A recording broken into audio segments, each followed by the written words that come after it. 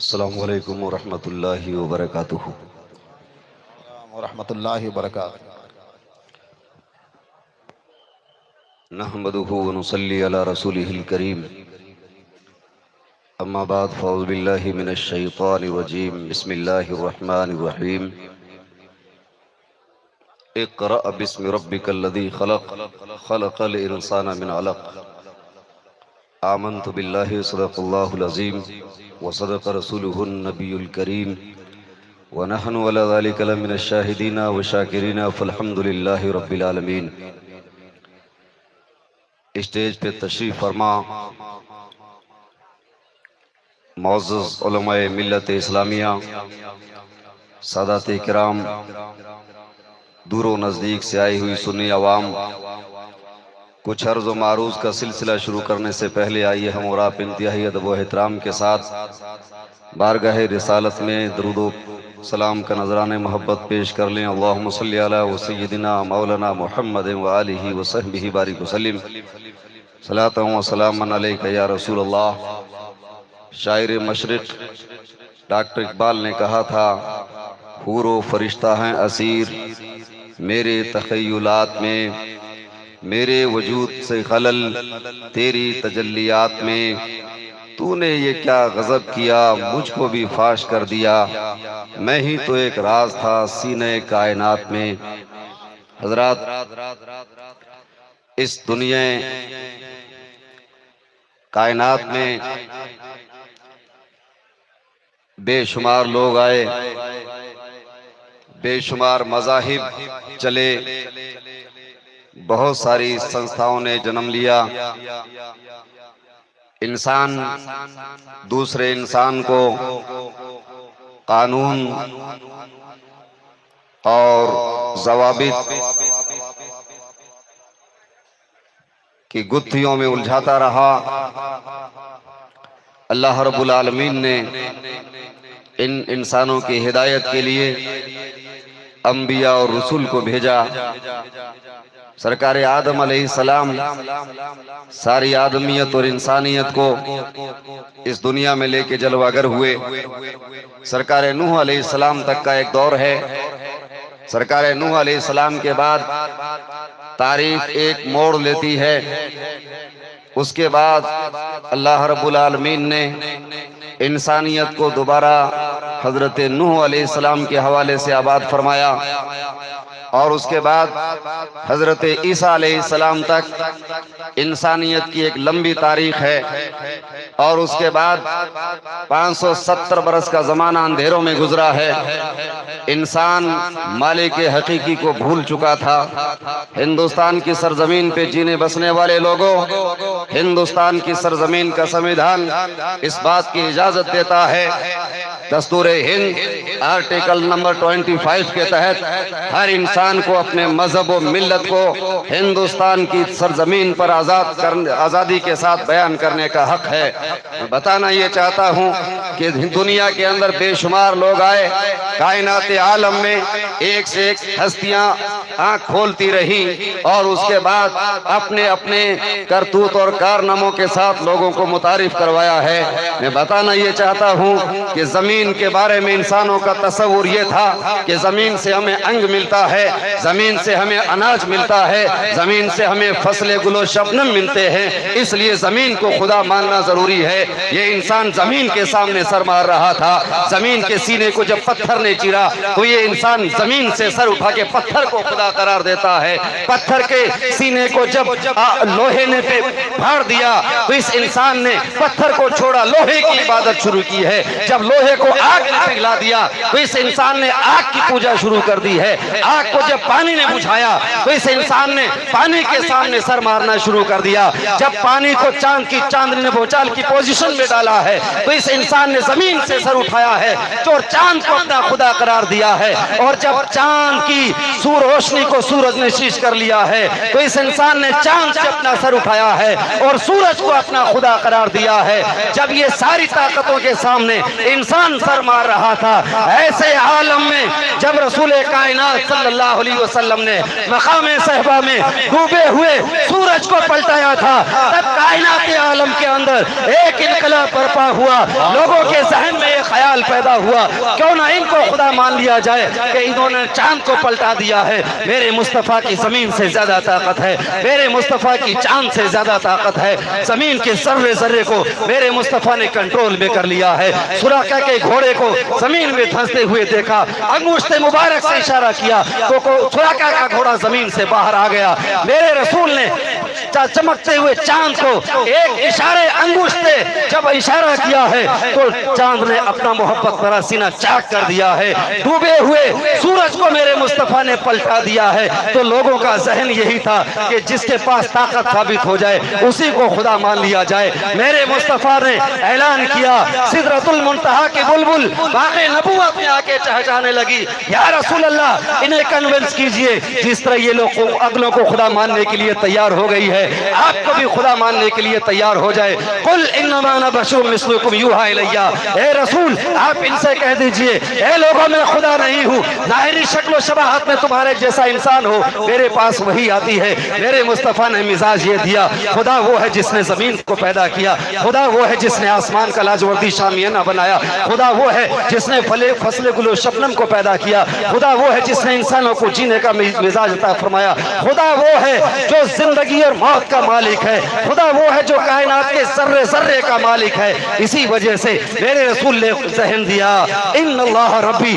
وربکم فاعبدوہ ھذا صراط مستقیم، اے لوگو میرا اور تم سب کا خدا وہ ہے جس نے ہمیں اور تم سب کو پیدا کیا، تم اسی کی عبادت کرو۔ اسلام کی عبادت کا یہ مزاج۔ سبحان اللہ سبحان اللہ۔ حضرت سلیمان علیہ السلام کا دور تھا، علماء بیٹھے ہوئے ہیں، ہمارا قرآن پہ یقین کامل ہے، علماء بیٹھے ان سے پوچھیں آپ سورہ نمل پڑھیں۔ حضرت سلیمان علیہ السلام نے کہا، مالی لا ارى الہدہد، کیا ہوا کہ میں ہدہد کو نہیں دیکھ رہا ہوں؟ ہدہد ایک پرندے کا نام ہے۔ حضرت سلیمان علیہ السلام کی بارگاہ میں حاضر ہوا، زیادہ تفصیل کا موقع نہیں ہے، یہ بڑا شارٹ ٹائم ہے اور مختصر ٹائم کے لیے حاضر ہوا ہوں۔ عرض یہ کرنا چاہتا ہوں، ہدہد حاضر ہوا، حضرت سلیمان علیہ السلام سے کہتا ہے میں ملک سبا کے پاس گیا ہوں، ایک عورت حکومت کر رہی ہے اور کام کیا کر رہی ہے؟ سورج کی پوجا کر رہی ہے۔ حضرت سلیمان علیہ السلام کی بارگاہ میں ہدہد آ کے مزاج دیتا ہے، یہ سورج کی پوجا، یہ چاند کی پوجا، یہ زمین و آسمان کی پوجا یہ آج کا نیا دستور نہیں ہے، یہ پرانے زمانے میں چلا رہا ہے۔ حضرت سلیمان علیہ السلام نے اپنا خط بھیجا ہے قیمتی، اور وہاں گئے اور حضرت سلیمان علیہ السلام نے نعرہ تکبیر، نعرہ رسالت، علماء اہل سنت، سبحان اللہ سبحان اللہ سبحان اللہ۔ حضرت سلیمان علیہ السلام نے ہدہد کا تذکرہ قرآن کریم میں موجود ہے۔ سرکار سلیمان علیہ السلام اس کا ذکر کرتے ہوئے اور پوری تفصیل بیان کی۔ اب وہ ایک مزاج تھا کہ حضرت سلیمان علیہ السلام نے مزاج لوگوں کو یہ دیا کہ ہمیں لوگوں کے طریقے عبادت کو نہیں اپنانا ہے، ہمیں وہی عبادت کا طریقہ اپنانا ہے جو مصطفیٰ کریم نے دیا ہے۔ یہی وجہ ہے کہ حضور کی بارگاہ میں ایک صحابی آئے، بڑے بڑے بادشاہوں کے پاس گیا، حضور آپ کو سجدہ کر دوں؟ میرے رسول نے ارشاد فرمایا، غیر خدا کو اگر سجدہ کرنا جائز ہوتا تو میں عورتوں کو حکم دیتا کہ وہ اپنے شوہروں کو سجدہ کریں، لیکن غیر خدا کو سجدہ کرنا اسلام میں جائز نہیں۔ اگر عبادت کا سجدہ تو شرک، علماء بیٹھے پوچھیں، اور اگر تعظیم کا سجدہ کرے تو حرام۔ ہمارا اسلام اس مزاج نازک کا متحمل ہے کہ ایسی چیزیں برداشت نہیں کرتا اسلام۔ تو اس لیے ملک ہندوستان ہو یا دنیا کا کوئی ملک ہو، اس میں مسلمانوں کے لیے سمویدھان صرف ایک ہے، لا الہ الا اللہ محمد الرسول اللہ، سبحان اللہ۔ خدا کے علاوہ کسی کی عبادت روا نہیں۔ یہی وجہ ہے کہ پیغمبر اسلام علیہ السلام نے انتھک کوششیں کی۔ ان علماء سے پوچھیں حضور کے ساتھ خانہ کعبہ کے پاس میں نماز پڑھتے ہوئے کیا حالات ہوئے؟ سمیہ کو مکہ کے اندر قتل کیا گیا، یاسر کو شہید کر دیا گیا، کس لیے؟ انبیاء اکرام کو شہید کیا گیا، کس لیے؟ ان علماء سے پوچھیں کہ ایک گھڑی کے اندر 43 نبیوں کو قوم نے شہید کیا ہے، 43 نبیوں کو صرف اس لیے کہ وہ کہتے تھے کہ صرف خدا کی عبادت کرو. اگر خدا کی توحید کے نام پہ اگر ہماری جانیں قربان ہو جاتی ہے تو کوئی حرج والی بات نہیں ہے. اس لیے ہر مدرسے کا ذمہ دار اور ہر مسجد کا امام اور ہر عالم یہ طے کرے کہ قوم کے اندر جتنے بھی لوگ ہیں سب کو گائیڈ کرنی ہے. جان جا سکتی ہے مگر توحید ربانی کے سسٹم سے ہم اپنی زندگی کو ہٹا نہیں سکتے. خیر یہ ٹاپک تفصیل طلب ہے. میں عرض یہ کرنا چاہتا ہوں کہ ہم نے جو قرآن پڑھا ہے اس میں رب العالمین نے تعلیم کی طرف توجہ دی ہے. جب جہالت کا دورہ تھا اور کائنات عالم ظلمت و جہول اور تاریک ماحول میں جھوج رہی تھی، ایسے عالم میں پیغمبر نے 40 سال تک ماحول کے سناٹے کو دیکھا. علماء سے پوچھے، میرے رسول نے 40 سال کے اندر وہ اپنا کیریکٹر پیش کیا ہے کہ دنیا صادق الوعد الامین کہہ کر کے پکارتی تھی، حضور کو سچا اور راستگو کہہ کے پکارتی تھی. جب میرے رسول نے 40 سال کے بعد کوہ صفا پہ کھڑے ہو کر اعلان نبوت فرمایا اور اس کے بعد لوگوں کو کہا کہ خدا کی عبادت کرو، اب ان کو مت پوچھو جس کو تم بناتے ہو بلکہ اس کی عبادت کرو جس نے سب کو بنایا ہے، تو اس وقت خود خاندان کے ابو لہب نے سب سے پہلے آواز اٹھائی حضور کے خلاف. اور اس کے بعد رسول پاک صلی اللہ علیہ وسلم نے غار حرا کی طرف جب رخ کیا تھا تو پہلا پیغام امت کے لیے نازل ہوا، اس کا نام ہے اقرا بسم ربک الذی خلق خلق الانسان من علق.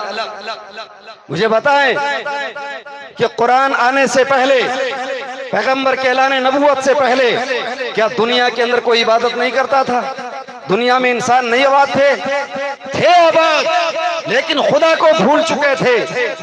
دنیا میں انسان تھے مگر علم سے کورے تھے. جہالت کا یہ عالم تھا. یہ جو درس نظامیہ سے واقف ہیں، سبع معلقہ اور دیوان حماسہ جو کتاب پڑھائی جاتی ہے اس میں سبع معلقہ کے حالات دیکھیں، علماء سے پوچھ کے دیکھیں آپ. کعبے کی تختی کے اوپر سبع معلقہ کے قصیدے لٹکائے جاتے تھے. امرؤ القیس کی داستان سن کے دیکھو علماء سے. کعبے کے تقدس کا یہ حال تھا. ننگے ہو کے طواف کرتے تھے، خون جانور کا کعبے پہ چھڑک دیتے تھے. صفا اور مروہ پہاڑ پر نائلہ اور اسحاق نام سے جو کچھ وہاں پہ کھنڈرات تھے، ان علماء سے پوچھے نتائج کس کے تھے؟ وہ یہ جہالت کے نتائج تھے. میرے رسول جب آئے تو قریش بلکہ عرب کے جزیرے کے اندر 17 آدمی لکھنا جانتے تھے. صرف علماء کی خاص توجہ، 17 آدمی لکھنا جانتے تھے. یہ حضور کی 40 سال کی عمر ہے. 17 آدمی لکھنا جانتے تھے. 23 سال کی کہکشاں بھری نبوت بھری زندگی کو رسول پاک صلی اللہ علیہ وسلم نے اس طرح لوگوں کے سامنے پیش کیا کہ جب میرے رسول دنیا سے گئے تھے تو 1.25 لاکھ لوگوں کے ہاتھ میں قلم کی توانائی عطا فرمائی تھی اور پڑھنے لکھنے کا ہنر عطا فرمایا تھا. اور یہی وجہ ہے کہ 1.25 لاکھ وہ تھے کہ آج کائنات عالم میں جہاں جہاں لوگ ہیں وہاں اسلام کی صداقت کو لوگ تسلیم کرتے ہیں. یہی وجہ ہے کہ سورج نکل رہا ہے کدھر؟ مکے کے اندر اسلام شروع ہوا، لیکن پہلی اذان مکے میں نہیں ہوتی ہے، پہلی اذان انڈونیشیا میں ہوتی ہے. فجر کی اذان کی سروے رپورٹ ہے لوگوں کی کہ پہلی اذان انڈونیشیا میں ہوتی ہے اور آخری اذان 9 گھنٹے کے بعد امریکہ کے ٹاپو میں ہوتی ہے. جا کے 9 گھنٹے تک فجر کی اذان کی سروے رپورٹ ہے. یہ اسلام کی خوبیاں اور کمالات ہیں. عرض یہ کرنا چاہتا ہوں، اے مسلمانوں، اپنے دین کو پڑھو، قرآن کے قریب آؤ. یہ سید صاحب نے مدرسہ قائم کیا ہے. میں ایک بات بڑی ذمہ داری کے ساتھ بول دینا چاہتا ہوں، لڑکیوں کے مدرسے جب تک قائم نہیں تھے تو لوگ مولوی بننے سے ڈرتے تھے کہ اگر مولوی بن گئے تو شادی نہیں ہوگی. یہ جوک نہیں ہے، یہ مذاق نہیں ہے. لوگ ڈرتے تھے کہ مولوی بن گئے تو شادی کہاں کریں گے.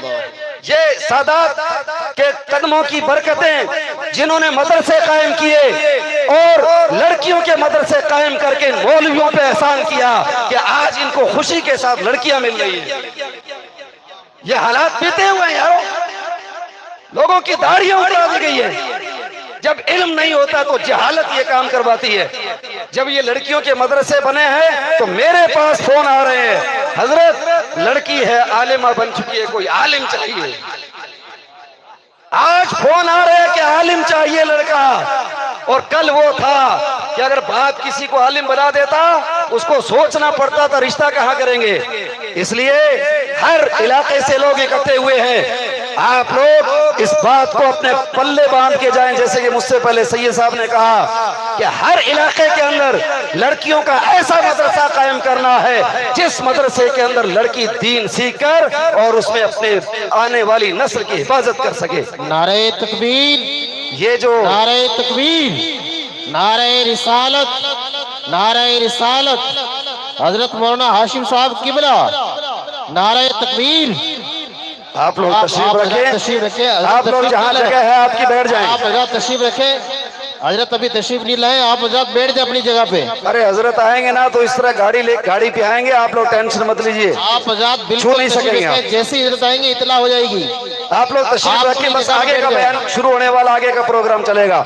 بس میں آخری بات یہی کہنا چاہتا ہوں آپ سے کہ جس علاقے سے آئے ہیں ہر علاقے کے ذمہ دار یہ طے کریں کہ ہمیں لڑکیوں کا مدرسہ بنانا ہے، لڑکوں کا مدرسہ بنانا ہے۔ یہ مدرسوں کا تقدس ہے کہ آج ہمارے جنازے پڑھنے والے موجود ہیں، کفن دینے والے موجود ہیں، ورنہ امام بخاری کا علاقہ دیکھیں، جہاں امام بخاری پیدا ہوئے، جہاں امام مسلم پیدا ہوئے، وہاں لوگوں کو کلمہ ٹھیک سے نہیں آتا ہے۔ اسپین خالی کروا دیا گیا مدرسے نہ ہونے کی وجہ سے، اور مدرسے سب برباد ہو گئے۔ اس لیے آپ لوگوں کی سب کی ذمہ داری ہے کہ مدرسوں کو مضبوط کریں، امام کو مضبوط کریں، علماء کو مضبوط کریں۔ اللہ رب العالمین ہم سب کو دین، اسلام، قرآن اور مذہب مہذب مقدس اسلام کی احیا و بقا کے لیے جینے اور مرنے کی توفیق دے۔ السلام علیکم ورحمۃ اللہ وبرکاتہ۔